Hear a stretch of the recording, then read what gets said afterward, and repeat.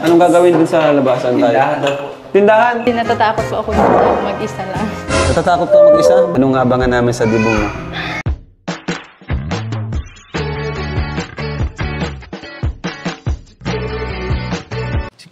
Si Kuya Jens, ano yun, reactor natin yan. Official reactor. Hello mga kalingap! Welcome back sa aking YouTube channel, The Square Gens. So kung bago ka lang sa aking YouTube channel, huwag niyo pong kalimutang mag-subscribe at click the bell button para like kang updated sa mga bago-upload na video. At huwag po natin kalimutang suportahan ng Butim Kalingap sa pangunguna ni Kuya Val Santos Matubang, Ate Edna Vlog at syempre Kalingap Rob. At pakisuportahan din po ang aming mga kasamahan sa Butim Kalingap. Nandiyan po ang K-Boys, Kalingap Partner, Kalingap Reactor at lahat po ng charity vlogger sa buong Pilipinas na tumutulong sa mga kabayan natin na lahat may hirap. Suportahan po natin lahat guys. So ngayong araw mga Kalingap ay bibigyan po natin ng reaction video ang nakaraang pagbisita ni Kalingap Rob sa bahay po ni Viancy para sila ay kumustahin matapos ang naging ribbon cutting at ang napakaganda pong mga Kalingap na pagbibigay o pag-award po ng napakaganda at napakalaking bahay sa pamilya po ni Viancy. At dito nga po mga Kalingap ay may nakita po si Kalingap Rob na talagang ikinagulat po niya mga Kalingap at meron din po mga bulong at sinabi si Viancy patungkol po sa nalalapit po niyang debut at sa kanilang bahay na meron nga daw po siya mga Kalingap kinakatakutan. So para malaman po natin mga Kalingap, panoorin po natin ang buong video at mamaya bigyan po natin ang reaction video in 5, 4, 3, 2... So ngayon, ayan po, muli, nagbabalik tayo sa pinakamagandang pabahay natin, pinakamalaki at pinakamatibay. So may inaayos ata dito, hindi ko alam kung anong tanungin natin sila, kung anong gagawin dito sa... Ito, may butas oh. 4 na butas, may mga hollow blocks dito. Yan, di po natin alam kung bakit meron yan, may mga semento dito. So tara po. Oy, hi Viancy! Hello. Kumusta ka? Ayos lang. Ha? Okay ka lang? Po, kuya. Parang ano nag-swimming ka ano? Mumula-mula ka po. Ano paglaba po namin sa ilog. Naglaba kayo sa ilog? Naglalaba ka pa rin pala? Siyempre po, kuya. Joke lang. So, kumusta naman kayo dito? Okay lang po. Ganda! Grabe. Tingnan mo bro. Pasok po. Yan. Details na no. Sopa. Oosh! Sige, pasok kami. Si Edo, mapunta pa lang sa Eds. Mahabol daw. Ay, kakahiya. Ay, si kuya yun. Okay lang po. Papasok niya na po. Hindi, sige na. Okay lang. Malinis pa kanya eh. Uy! Bro, yung carpet nila mas malaki pa sa carpet sa bahay ah. So, ang ganda guys. Yan, may mga picture sila dito. Parang, ano na to, bahay ng mag-asawa. Kasi ang bubungad sa'yo oh. Wedding picture.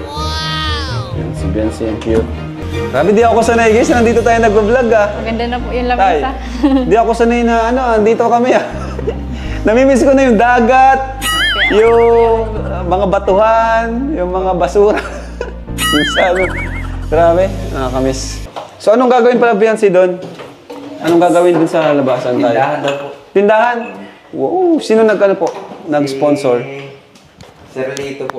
Ay, Sir Lito! Wow, grabe. Ano po, yung minanong po kay Doc Lab, pinadala mo pong pang-an po ng tindahan. Thank you po. So, yan naman ang kailangan talaga nila ngayon, yung pagkakakitaan, di ba? Kasi may bahay na sila, pagkakakitaan na lang. At yan, mga bata pa po natin na tatay. And dito si Viancy, magka-college pa lang, no? So, thank you po kay Sir Lito sa mga tumulong. Maraming salamat po sa inyo sa patuloy na tumutulong, no? Sir Lito po, saka kay Ma'am Rexy po. Ay, Tita Rexy, Sir Lito. Sila pong tumutulong po sa thank you po sa lahat. And, may ihahabol pa pala ako dito, yung from kay Tita Melba, yung ref. Saka yung bubong dun sa may, sa may terrace from Tita Ping naman, papagawa na rin natin yun, no? Wait lang po kayo mga Kalingap, di naman po yan minamadali, no? At even nga po sila Viancy is di naman sa kanila, di naman sila nagmamadali. Okay lang po. So marami naman andyan na lang naman yan, di ba? So baga katatapos na ng pabahay ni Viancy, so bigyan naman natin time yung iba, no? Kaya andyan na lang yan, gagawin din po natin yan. Kumusta naman Viancy yung pag-stay nyo dito? Puko mo na Viancy. Okay lang po yan, comfortable po yung gaan ko na po. Comfortable po. Pero medyo din natatakot po ako dito mag-isa lang. Natatakot ka mag-isa? Bakit? Kasi po, dati po kasi lagi po ako may kasama pag natutulog yung mga kapatid ko po. So, yun yung mga pagbabago? Medyo natatakot ka? Opo. Opo, kuya. Bakit naman? Malaki? Ano po, pag mag-isa po ako, Mag-isa ka dito? doon po sa, Sa kwarto? Di ka sanay? Opo. Kasi doon po sa amin po, baga kuya, tabi-tabi, siksikan po kayo. kami. Grabe. Iba na talaga. Pero yung dito sa mga kapitbahay nyo, okay naman. Mababait naman. So, sila mama mo, mga kapatid mo, masaya ba sila? Anong mga sinasabi nila? Anong kinikwento sa'yo? Ano po, sobra po daw kung pasasalamat nila sa mga sponsor, syempre po kuya. Tapos yun, sinasabihan din po nila ako na huwag daw po magbago, ganun.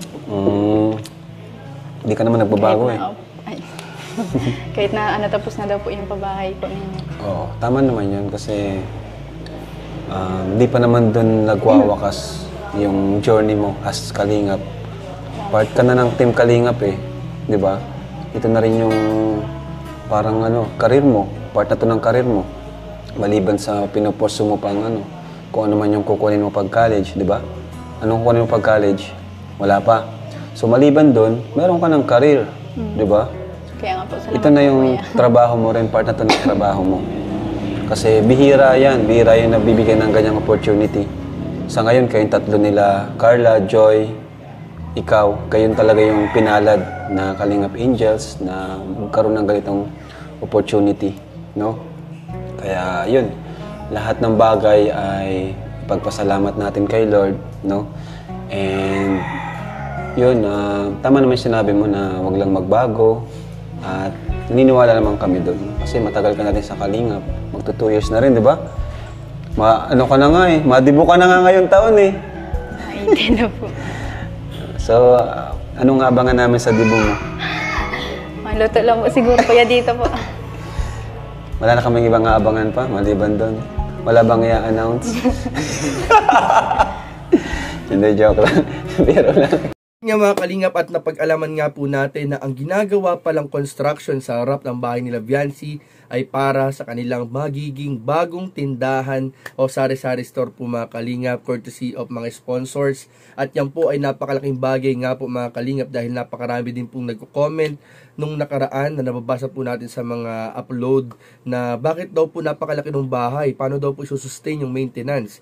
Dapat daw po ay tinuruan na muna na ipang negosyo yung pera, So, ayan ang mga Kalingap, yung mga pinoproblema at iniisip at komento ng ibang mga viewers na dapat daw ay may negosyo. So, ayan na po, ibinigay na rin po at ginagawa na, at ayan na po, wala na pong questionin kung saan kukunin ng pamilya nila Viancy yung magiging income nila. So, kahit pa paano, may makakatulong na naman na bagong source of income sa pamilya po nila Viancy. Bukod po yan sa pagiging ambassadors po ni Viancy sa negosyo po nila Kalingap Rab, kung saan dun po ay nag-i-income din po siya. At talaga ng mga Kalingap yung mga ginagawang paraan ni Kalingap Rab para mabigyan din ng karagdagang income yung ating mga beneficiary ay napakalaking bagay po talaga mga Kalingap. At dun nga rin, napanood nga rin natin mga Kalingap na medyo nag-a-adjust pa po sila Viancy sa pamumuhay dun sa napakalaki nilang bahay. Dahil sabi nga niyan, may mga pagkakataon na natakot daw po siya sa kwarto, lalo na kung mag-isa, lalo pat nakasanayan po nila na sa kanilang dating bahay ay tabi-tabi po sila kung matulog. Pero alam natin ma-overcome din niya ni Viancy, masanay din po siya at makakasanayan din po nila yung pagtira sa napakaganda at napakalaking bahay po nila mga Kalingap. At isa na nga din po dyan mga Kalingap, yung inaabangang dibu.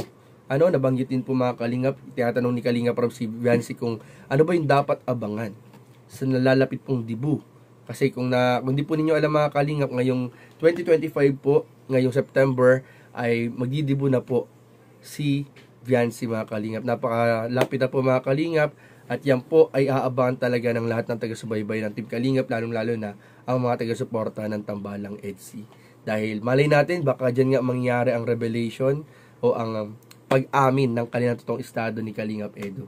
So palagi yan po tutukan at abangan ang mga bagong upload ni Kalingap Rab sa istorya ng love team ng Tambalang EDSI. So yun lamang po at maraming po salamat sa inyong panunood. Please don't forget to like, comment, share, and subscribe sa ating mga video. Maraming po salamat. God bless. Bye-bye.